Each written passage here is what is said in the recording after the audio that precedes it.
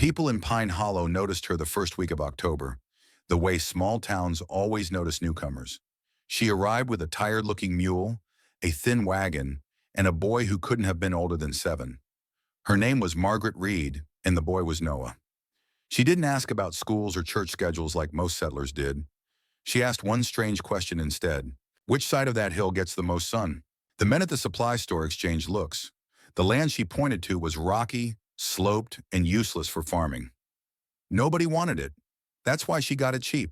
By the next morning, Margaret was digging, not building a cabin, not setting posts, digging straight into the hillside.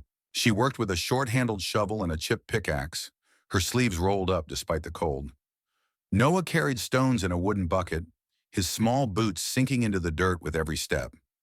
They moved with a steady, purposeful rhythm, like people who already knew what winter could do to a town like Pine Hollow. By noon, folks had gathered to watch. Looks like she's making herself a foxhole, someone muttered.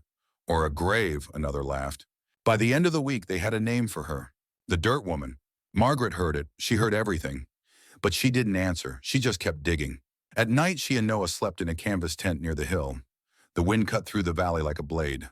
Pine Hollow was used to hard winters, but this one felt different. The geese had flown south early. The squirrels were stripping trees bare. Even the old trapper downriver said the cold was coming heavy. Margaret believed him. She had grown up in a baker's family back east, where her mother taught her 2 things that mattered. Stone holds heat. Bread keeps people alive. Her husband had died the previous spring in a logging accident. A falling pine had crushed him before anyone could shout a warning.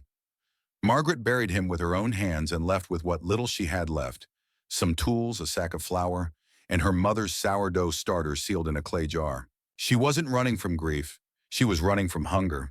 Pine Hollow depended on supply wagons that came once a month. If the road stayed open, the general store, owned by Thomas Blake, controlled everything: flour, beans, salt pork. When the wagons were late, prices rose. When winter hit hard, people prayed.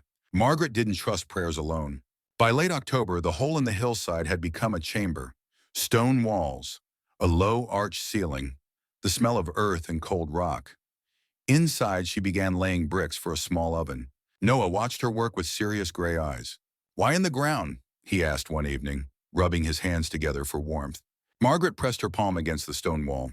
"Because the ground doesn't panic," she said. "It stays the same when the world above it loses its mind." The town laughed harder when they saw smoke rising from the hill instead of a chimney. "She's baking underground like a cave woman," Thomas Blake sneered from his store porch. But Margaret kept building, because winter was coming, and she was not planning to freeze with everyone else.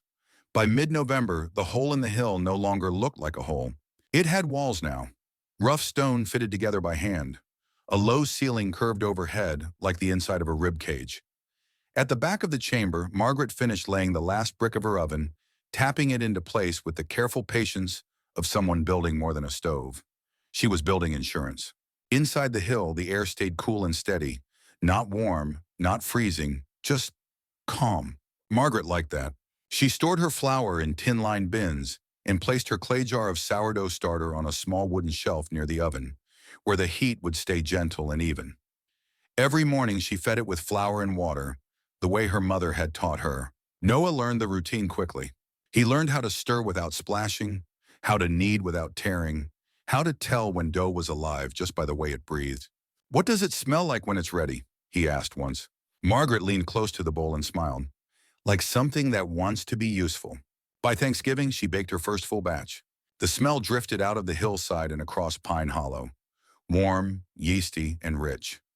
It reached the main road, then the general store porch, then the houses near the creek. People noticed. A few came quietly at first. A ranch wife, a man with frostbitten fingers, a young couple with a baby wrapped in blankets. They returned home with loaves tucked under their coats. The bread was different from store bread. Darker, heavier, it tasted like patience.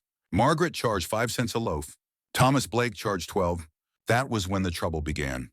Thomas Blake did not like competition. He liked order. He liked being needed. And he did not like a widow baking underground and changing the way people thought about food. "She's cooking in dirt," he told anyone who would listen. "That can't be clean. God didn't mean for bread to come out of holes in the ground." Someone asked if he'd tasted it. He hadn't, but he had opinions. Soon the whispers spread, that her bread might be damp, that it might be unsafe, that it might be wrong. On Sundays, people stopped sitting near Margaret and Noah in the church benches. Women pulled their children away from him at recess. One afternoon, Noah came back to the hill with dirt on his coat and his mouth tight with something he wouldn't say. Margaret didn't ask. She kneaded dough instead. When the town council came to inspect the bakery, they arrived in stiff coats and serious faces. They walked through the underground room, poked at the shelves, sniffed the air, peered into the oven. It was cleaner than most kitchens in Pine Hollow. They left without shutting her down, but they didn't defend her either. Margaret kept baking. She noticed things others ignored. The geese flying low and fast, the sky turning pale too early, the wind that stayed too long. She began storing more flour, buying extra grain when traveling farmers passed through, cutting firewood in long, quiet hours while Noah stacked it near the hill. "Why so much?" he asked. "Because when people get scared," she said, "they forget how fast food disappears." In town, Thomas Blake raised his prices. People grumbled but paid. Margaret did not raise hers. She made fewer loaves some days, more on others. But every loaf was the same, solid, steady, honest. At night, the wind howled across Pine Hollow and rattled the boards of every house except one. Inside the hill, the oven glowed softly. And while the town above it laughed, doubted, and argued, the dirt woman prepared. December arrived like a slammed door. Snow fell hard and didn't melt. The road south disappeared under drifts so deep even the stagecoach horses wouldn't try them. Pine Hollow waited for the supply wagons the way it always did. First with patience, then with nervous jokes, then with silence. By Christmas, no wagons came.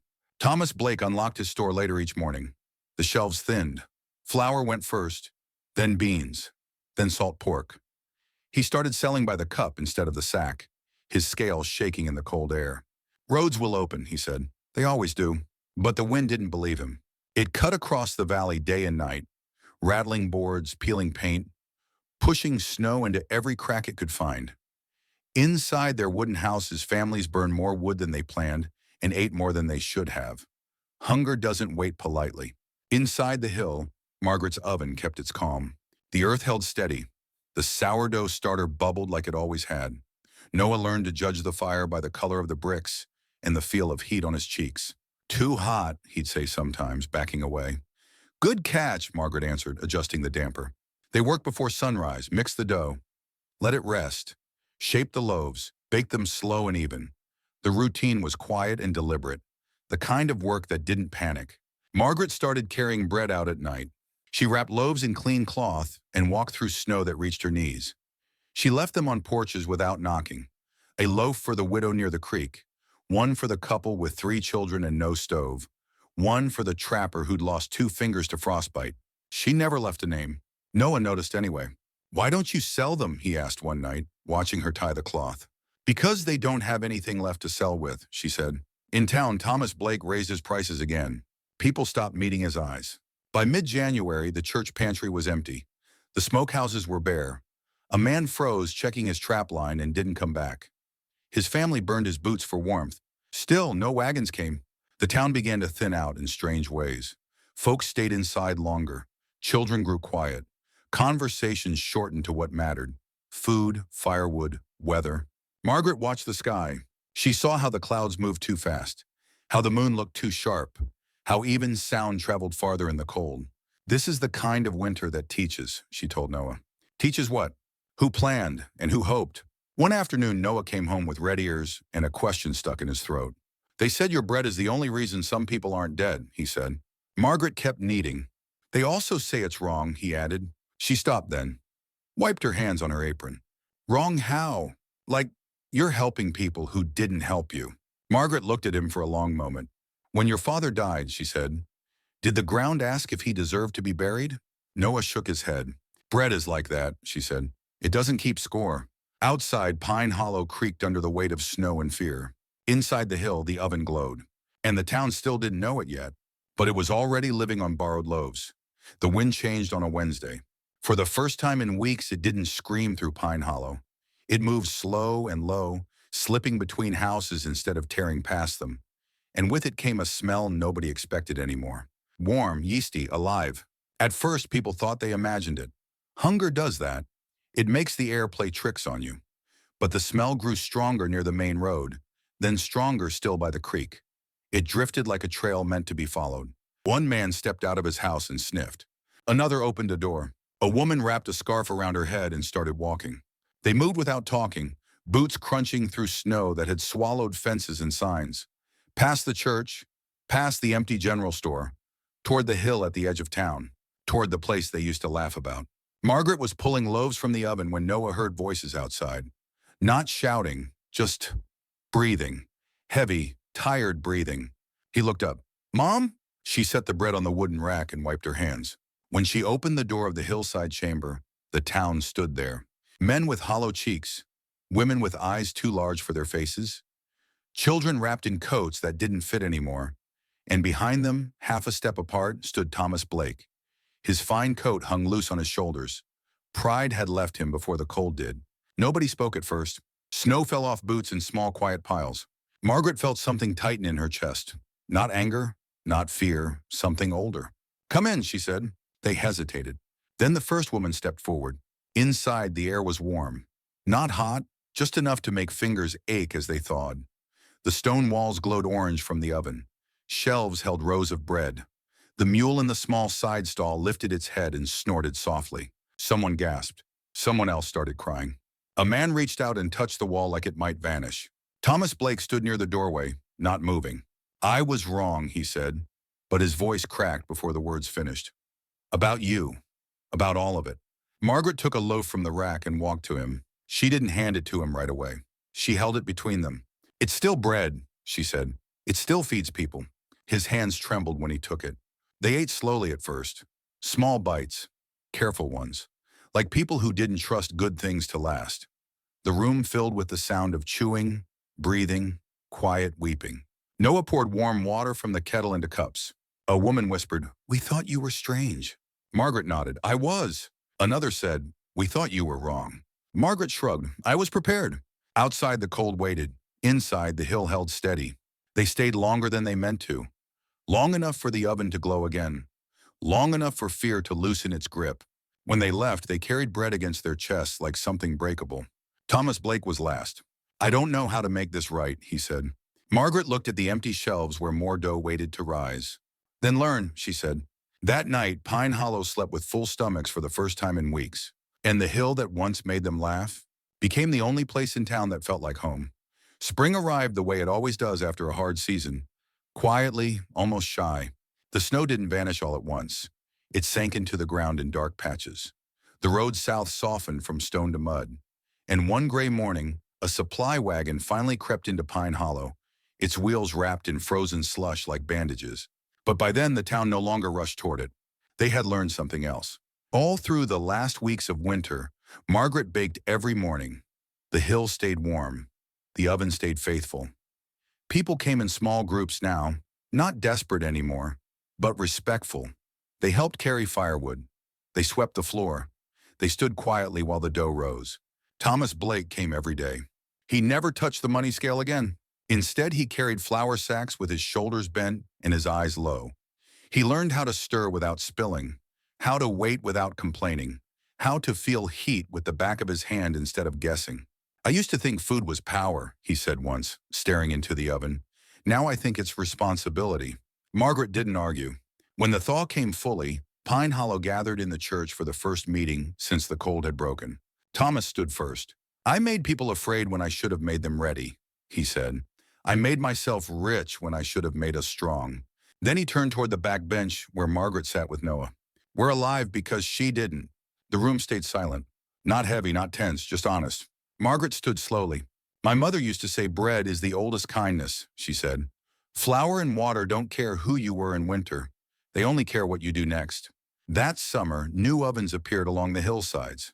Not fancy ones, not perfect ones, but solid, built with stone and patience. Margaret taught anyone who asked. She gave each family a spoonful of her starter, living proof that survival could be shared. Noah grew taller, stronger, quieter in a different way. One evening he asked, "Do you think they'll forget again?" Margaret looked at the hills, at the small chimneys rising from the ground instead of rooftops. "People forget comfort faster than hunger," she said, "but they remember who fed them." The general store reopened with new shelves and lower prices. Thomas worked half days at the oven now. He never joked about dirt again. Pine Hollow lost only 2 people that winter. Other towns lost dozens. History never wrote their names. But the hill stayed, and the oven stayed. And the smell of bread became something people trusted more than promises. So here's the question for you. If you had lived in Pine Hollow, would you have laughed at the woman digging into the hill? Or would you have asked her what she knew about winter? And if you were hungry, would you have shared what little you had? Stories like this remind us that survival isn't always about strength. Sometimes it's about preparation, sometimes it's about kindness, and sometimes it's about listening to the one person everyone else ignores. If this story moved you, don't forget to like, subscribe, and stay with us for more human stories about survival, courage, and quiet heroes. Because the next story might not be about bread. It might be about someone who saved the world by building the right thing before anyone believed they had to.